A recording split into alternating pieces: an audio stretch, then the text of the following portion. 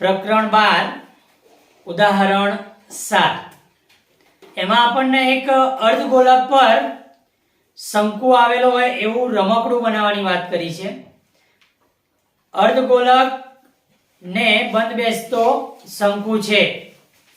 શંકુની ઊંચાઈ આપણને 2 સેમી આપેલ છે અને શંકુ અને અર્ધગોલકનો વ્યાસ 4 સેમી છે.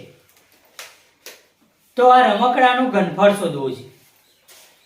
બીજું કે આ રમકડાના પરિઘત કોઈ નળાકાર હોય તો એ નળાકાર અને આ રમકડાના ઘનફળનો તફાવત પણ શોધવો છે. જોઈએ, રમકડું કંઈક આવું છે. અર્ધગોલક અને એની ઉપર શંકુ આકારનું રમકડું છે. એના પરિઘત એક નળાકાર છે. તો આ અર્ધગોલક અને શંકુનો જે વ્યાસ છે એટલો જ વ્યાસ હોય એવો નળાકાર અને અર્ધગોલક અને શંકુની કુલ ઊંચાઈ એટલે કે રમકડાની કુલ ઊંચાઈ જેટલી ઊંચાઈ હોય એવો નળાકાર છે. તો અહીંયા અર્ધગોલકની ત્રિજ્યા અને શંકુની ત્રિજ્યા સમાન થશે. તો અર્ધગોલકની ત્રિજ્યા બરાબર શંકુની ત્રિજ્યા. આપણને વ્યાસ 4 આપેલો છે, વ્યાસ ભાગ્યા 2 કરીશું એટલે આપણને ત્રિજ્યા મળી જશે. એટલે આપણે શું કરીએ, 4 ભાગ્યા 2. 4 ભાગ્યા 2 કરવાથી આપણને બંનેની ત્રિજ્યા 2 સેમી મળી જાય. બીજું કે આપણને શંકુની ઊંચાઈ આપેલી છે h બરાબર 2 સેમી. હવે જે નળાકાર બનાવીએ છીએ આપણે એ નળાકાર માટે નળાકારની ત્રિજ્યા પણ શંકુ અને અર્ધગોલકની ત્રિજ્યા જેટલી જ થવાની.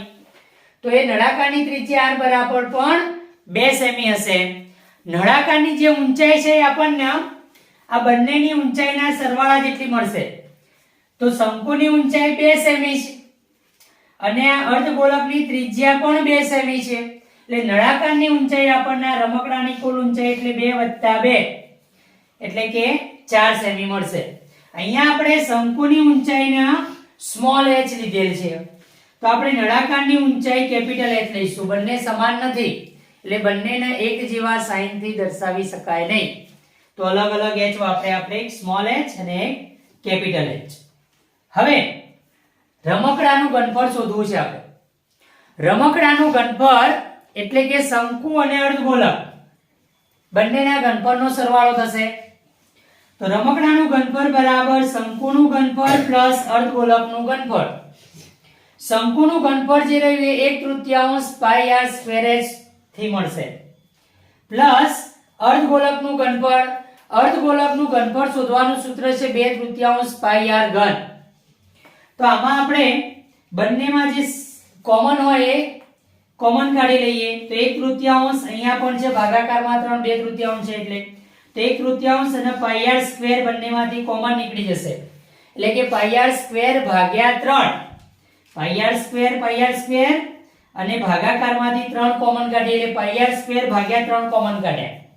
અહીંયાથી 1/3 પાઈ r સ્ક્વેર નીકળી ગયું તો આ h વધશે એટલે કૌંસમાં h પ્લસ અહીંયાથી 1/3 પાઈ r સ્ક્વેર નીકળ્યું પણ એક r વધશે અને આ 2 વધ્યા એટલે 2r એવું વધે છે એટલે કૌંસમાં આપણને h + 2r મળશે. હવે બધાની કિંમતો મૂકીએ. પાઈની કિંમત આપણને 3.14 લેવાની કહી છે એટલે પાઈ બરાબર આપણે 314 ભાગ્યા 100 મૂકીશું ગુણ્યા r સ્ક્વેર. r આપણી પાસે 2 છે એટલે 2 × 2 ભાગ્યા 3 કૌંસમાં h. શંકુની ઊંચાઈ જે રહી એ 2 સેમી છે એટલે h બરાબર 2 પ્લસ 2 × r એટલે 2 × 2 100 ભાગ્યા 314 ભાગ્યા 100 ગુણ્યા 2 × 2 એટલે 4 ભાગ્યા 3 અને અહીંયા 2 + 2 × 2 તો આ 2 × 2 એટલે 4 + 2 એટલે 6 તો 6 થઈ જશે. 3 દુ 6 થાય એટલે 3 3 ઉડી જાય તો અહીંયા 2 મળશે. તો આપણને અહીંયા 314 ગુણ્યા 4 દુ 8 ભાગ્યા 100 આવું મળશે. 314 ગુણ્યા 8 ભાગ્યા 100. 314 ગુણ્યા 8 કરીશું તો 2512 મળશે અને ભાગ્યા 100. 2512 ભાગ્યા 100 કરીએ એટલે 25.12 થઈ જાય. તો આપણને અહીંયા રમકડાનું ઘનફળ 25.12 સેમીનો ઘન મળે છે. 25.12 સેમી ઘન અથવા તો ઘન સેમી પણ લખાય. આ રમકડાનું ઘનફળ મળ્યું.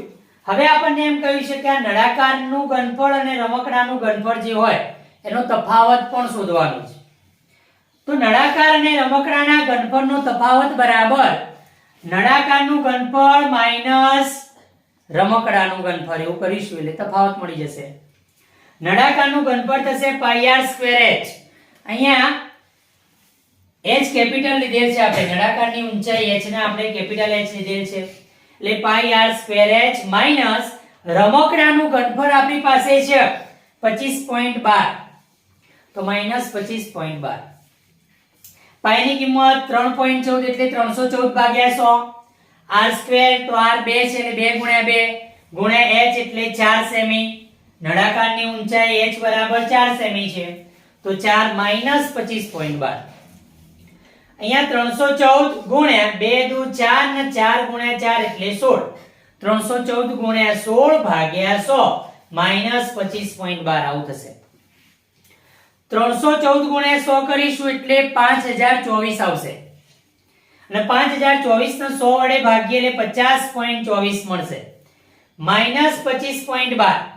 50.24 માંથી 25.12 બાદ કરીએ આપણે તો આપણને 25.12 મળશે. એટલે કે નળાકાર અને રમકડાના ઘનફળનો તફાવત આપણને 25.12 સેમી ઘન મળે છે. તો લખવાનું માટે નળાકાર અને રમકડાના ઘનફળનો તફાવત 25.12 સેમી ઘન છે. બંનેના ઘનફળનો તફાવત 25.12 સેમી ઘન છે.